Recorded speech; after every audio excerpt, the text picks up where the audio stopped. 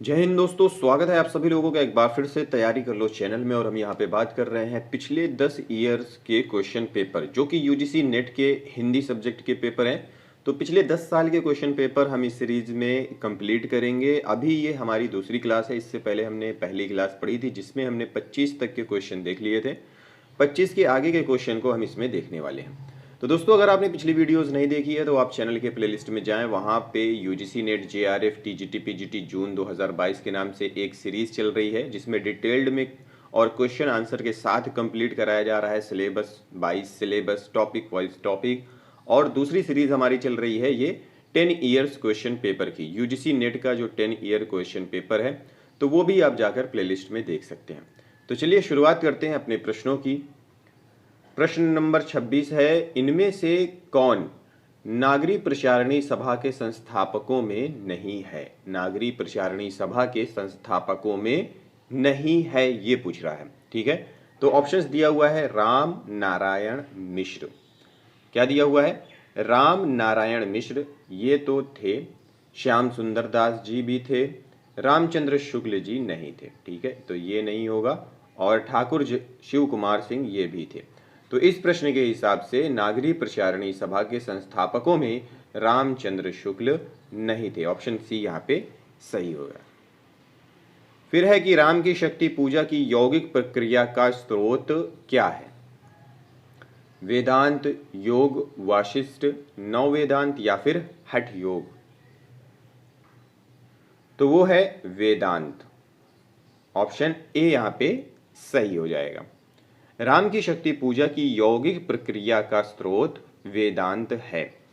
इसके बाद अगला प्रश्न है कि हिंदी वर्णमाला में अम और आहा क्या है? स्वर, व्यंजन, अयोग वा या फिर संयुक्ताक्षर? तो ये है अम और आहा अयोग वा है। Option A. फिर अगला प्रश्न है और प्रश्न ये कह रहा है,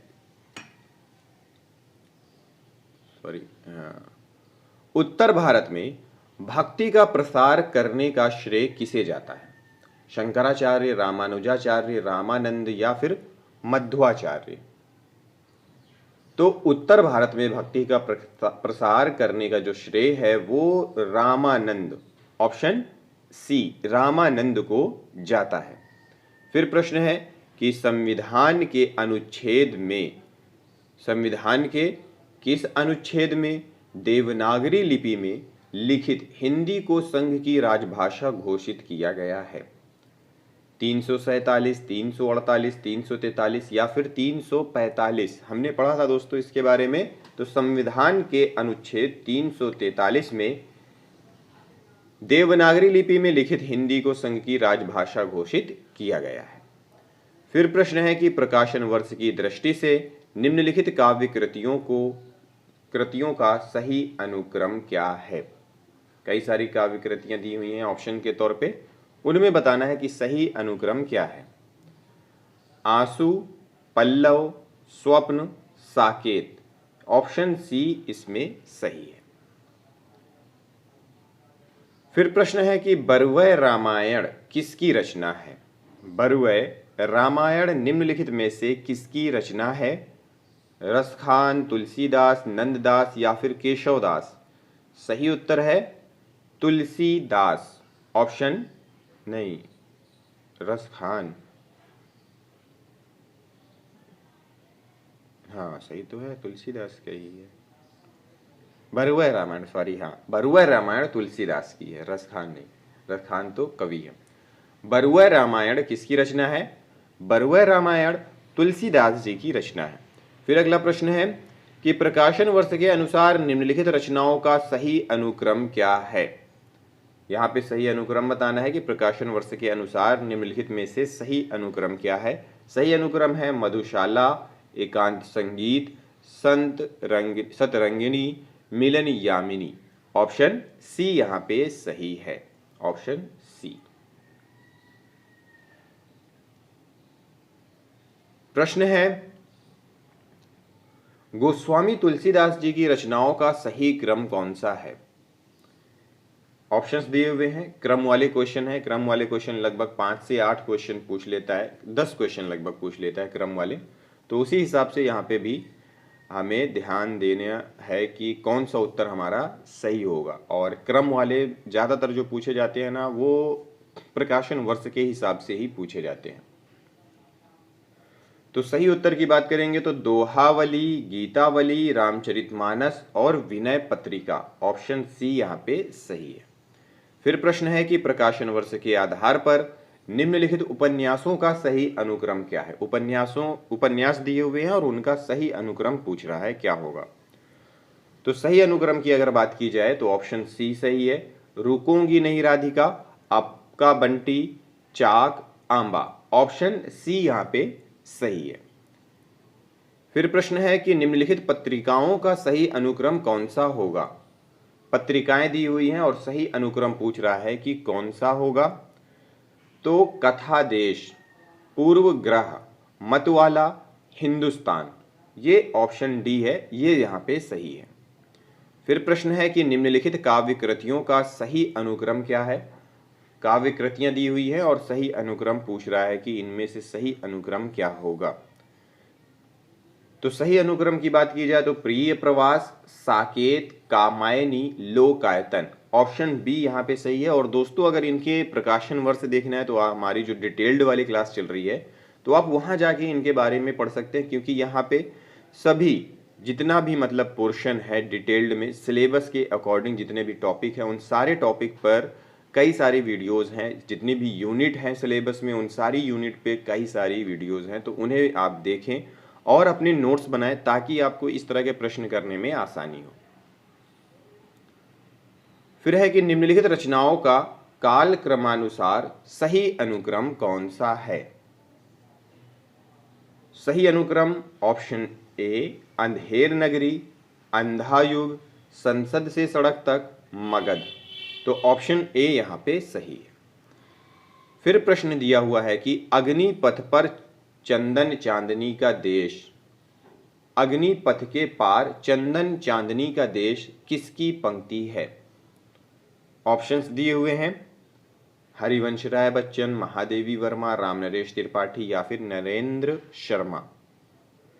सही उत्तर है अग्निपथ के पार चंदन चांदनी का देश, ये पंक्ति महादेवी वर्मा जी की है, ऑप्शन बी यहां पे हमारा सही है।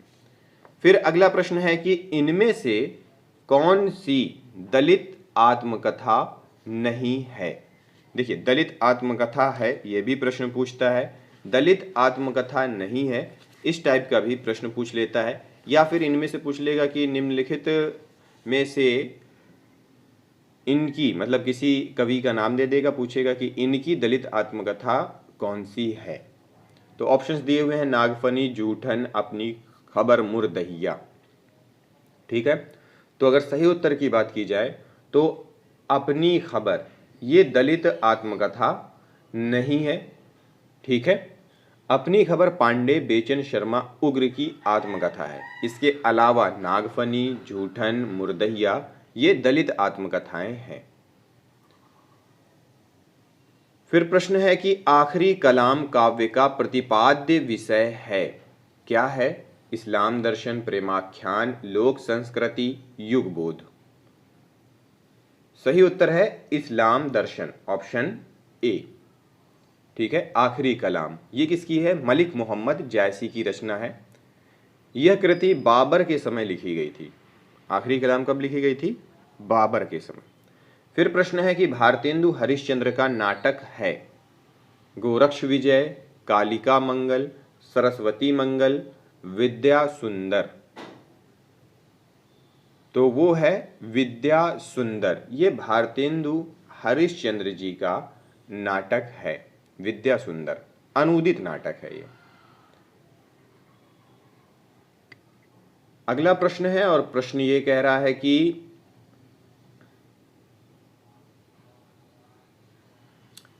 नाटक को पंचम वेद किसने कहा। नाटक को पंचम वेद किसने कहा, धनंजय, भट्टनायक, भरत मुनि या फिर भानुदत्त। इनमें से किसने कहा? तो कहा है भरत मुनि ने। पंचम वेद कहा है भरत मुनि ने। ऑप्शन सी यहाँ पे हमारा सही होगा। फिर अगला प्रश्न है और प्रश्न ये कह रहा है कि शब्दों की पद रचना पर आधारित भाषाओं के वर्गीकरण को क्या कहा जाता है? ऑप्शन दिया हुआ है ऐतिहासिक वर्गीकरण, कुलात्मक वर्गीकरण, प्रभाव आधारित वर्गीकरण या फिर आकृति मूलक वर्गीकरण। पद रचना पर आधारित भाषाओं का वर्गीकरण आकृति मूलक वर्गीकरण कहलाता है। ऑप्शन डी यहां पे सही है। प्रश्न है निम्नलिखित में से आग और राग का कवि किसे कहा जाता है? दिनकर, निराला, पंत या फिर प्रसाद। आग और राग का कवि इन कहा जाता है ऑप्शन ए में जो लिखा है दिनकर को। आग और राग का कवि दिनकर को कहा जाता है। प्रश्न है गोरख जगायो जोग भक्ति भगायो लोग, इन पंक्तियों में तुलसी का अभिप्राय है। क्या अभिप्राय है? यहां पे नीचे कूट दिया हुआ है, इस कूट में से मिलान करते हुए सही उत्तर का चयन करना है। ठीक है, तो नाथ पंथ का हठयोग मार्ग हृदय पक्ष शून्य है। नाथ पंथ का हठ योग मार्ग हृदय पक्ष शून्य है। तो यहां पे ये तो सही है। जनता हठ योग को पसंद करती थी, ये असत्य है। योगियों की रहस्य भरी वानियों से जनता की, ये सही है। जनता भक्ति मार्ग से विमुख हो गई थी, ये सही नहीं है। तो यहाँ पे ए और सी सही है, तो ए और सी है ऑप्शन डी में, तो ऑप्शन डी यहाँ पे हमारा सही हो जाएगा। फिर अगला प्रश्न है और प्रश्न ये कह रहा है कि निम्नलिखित काव्य पंक्तियों से आशय है उर में माखन चोर गढ़े, अब कैसहू निकसत नहिम उधो, तिरछय हवै जो अड़े। इसमें से ऑप्शन दिया हुआ है, क्या उत्तर सही होगा? कौन सा उत्तर हमारा सही होगा?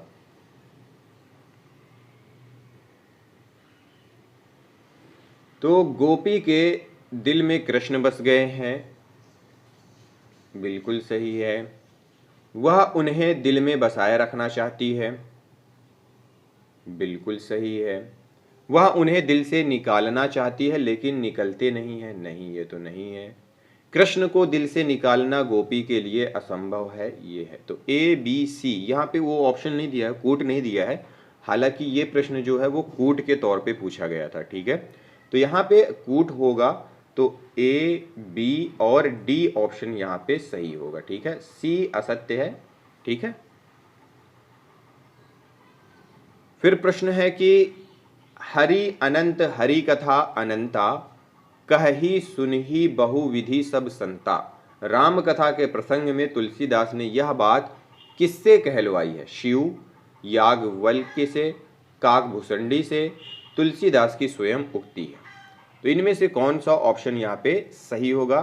तो वो है कि तुलसीदास जी की ये स्वयं की उक्ति है, ऑप्शन डी। हरि अनंत हरि कथा अनंता, कहही सुनही बहुविधि सब संता। तो ये तुलसीदास जी की स्वयं की उक्ति है। फिर प्रश्न है और प्रश्न ये कह रहा है कि उत्तरकांड के कली युग प्रसंग में तुलसीदास ने लिखा है आचारहीन, क्या लिखा है? यहाँ पे ये ऑप्शंस दिए हुए हैं, पूरा पढ़ेंगे तो थोड़ा समय ज़्यादा लगेगा। तो यहाँ पे इनमें से कौन सा उत्तर है जो कि सही होगा? तो यहाँ पे है आचारहीन और वेद विरोधी लोग ज्ञानी और सन्यासी कहलाए, बिल्कुल ये लिखा है। माता पिता अपने बच्चों को मानव धर्म की शिक्षा देंगे, ये नहीं।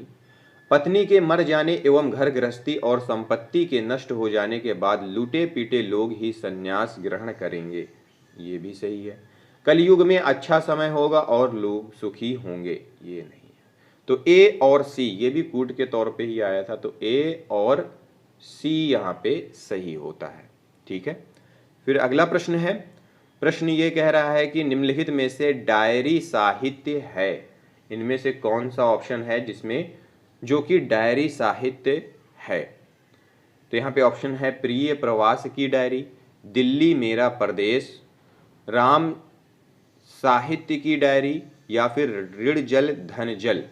ए और बी और सी, कौन सा उत्तर यहाँ पे हमारा सही हो सकता है।